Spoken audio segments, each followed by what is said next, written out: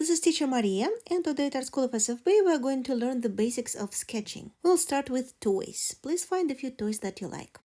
Let's start with the one that has fewer details and is simpler in shape, like this squishy, for example. It seems natural to start drawing it immediately, trying to copy the outline. You may copy all the curves, but if you accidentally make it a little bit longer or shorter or more tilting, your drawing will end up not looking alike. So how do we control position and likeness? That we need to start from top and bottom marks. Top mark being the top of my toy, bottom is the bottom of it.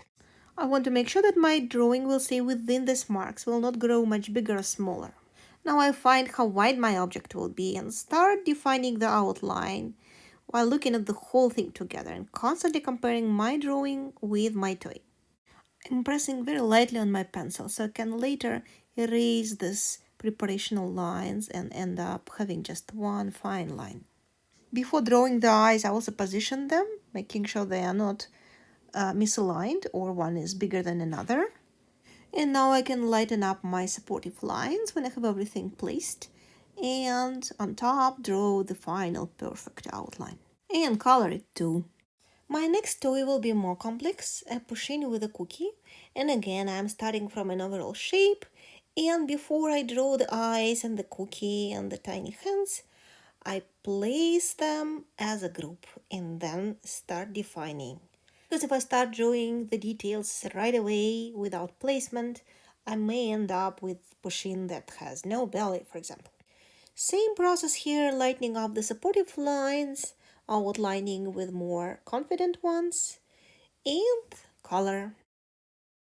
My next toy is Baby Yoda, and of course it's very tempting to start drawing with his cute face right away, which will lead to the distortion of the whole figure. As always, we start from top, bottom, left, right marks, and if the shape is complex, we try to simplify it, like finding two large trapezoids, and then making sure that the eyes are not on the very top, but finding the position for them, finding the line of symmetry, and drawing the face around this line of symmetry so it looks like it's reflected on the other side of this line. Same with the body, breaking it in smaller parts, one division at a time, eventually ending up with a pretty much similar drawing and lightening up the supportive lines, making final outlines, coloring, even a little bit of shading. It is up to you what materials you would like to use. I'm using digital imitation of pencil and watercolor pencil. Alright, this is my finished work. Let's start working on yours. Good luck.